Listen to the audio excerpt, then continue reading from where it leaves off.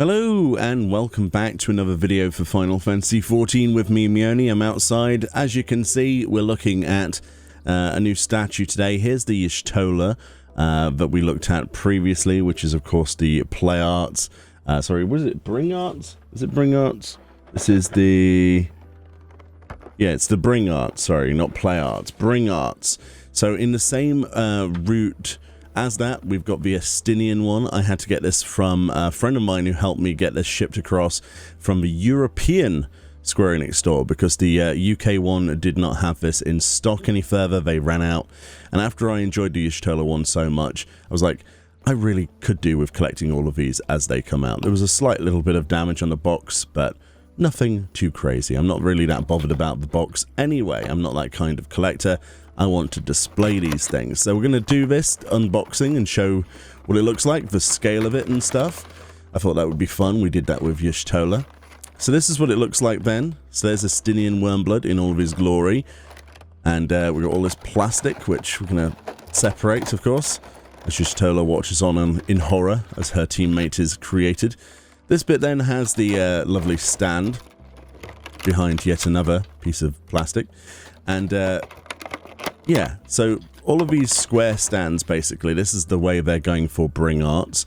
Lots of holes in them, and you simply get one of the stand pieces. This is a stand piece. Some of them have more than one. This one seems to only have one.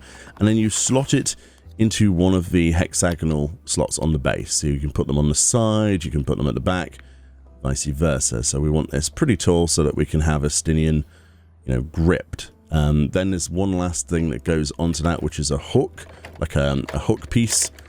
As you can see, it's one of these, little clip, and you can extend that out to fit around the character's waist. Simply slot this back on there, and there we go, there's the stand. As easy as that. I do like these stands. I think they're a lot better than some of the older statues that Square Enix has done, from what I've seen on the internet anyway. I don't own many of those, but there we go. Here we go. Try and do this without dropping pieces. That's part of your weapon there. So we can tilt this. That's not going to happen, is it? Looks pretty good, but we'll have a look at him as we go. I don't want to get pieces all over the garden. That would be crazy. Push all this stuff back. Right, so this is Estinien in his glory, basically. Quite a posable thing. Quite free, actually. Free movement out of the box. There's his face.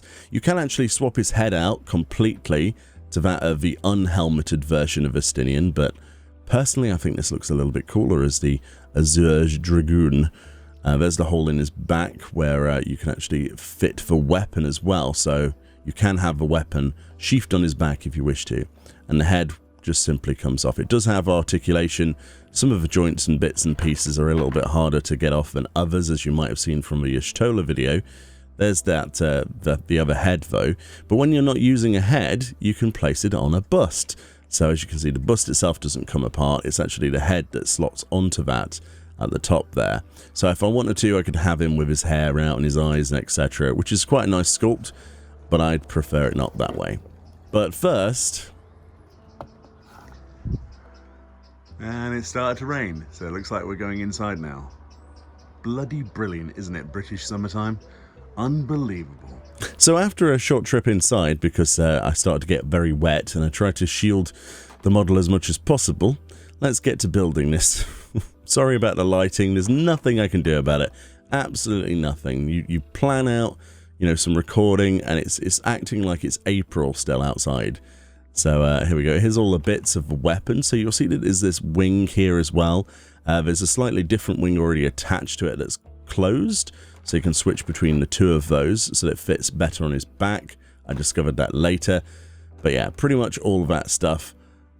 I do like that face though. There's another look at Estinien's face. It's very accurate. Surprisingly accurate. But this is one thing that I've been hyped about, is that you can swap his hand out for the Eye of Nidhogg. Yes. So if you've played Heavensward, you'll know all about this thing.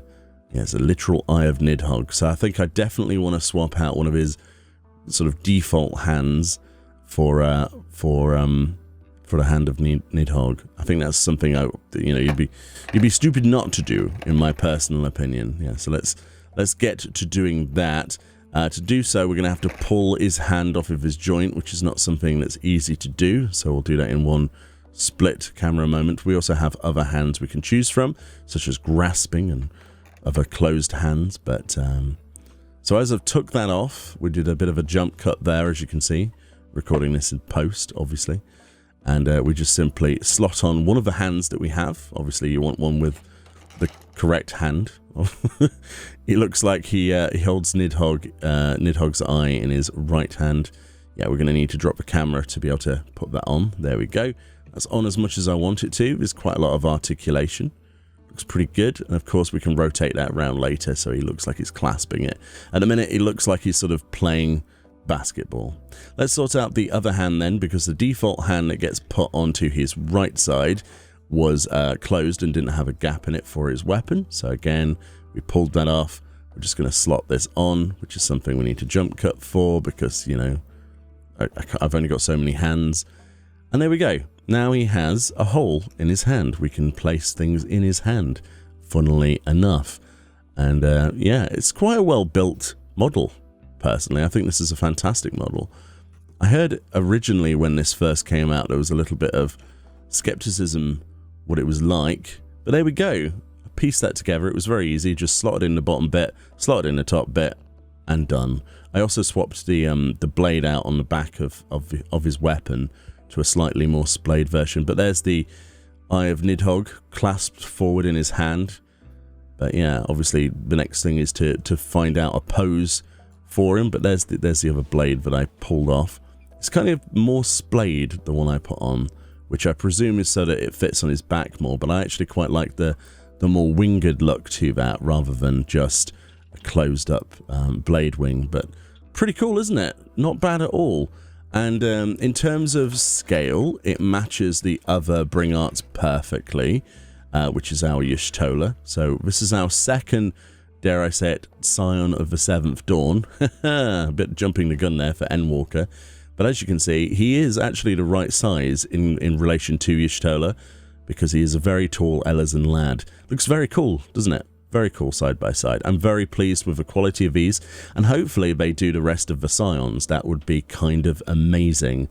But yeah, let me know what you think about these. I thought I'd share it with you. I have an interest in collecting stuff. One thing I will say is that, do we really need to stand? Because honestly, he might be the first statue I've ever got out of the box that just stands up on its own. It's a real pleasure to not have to see that stand, but we'll probably end up using it anyway in case he drops off the back of my shelf or something. But there we go. Let me know what you think. If you've picked one of these up yet, if you plan to get into the statue collecting business. Thank you for sharing interest in my hobby, and I'll see you all next time. Much love. Bye-bye.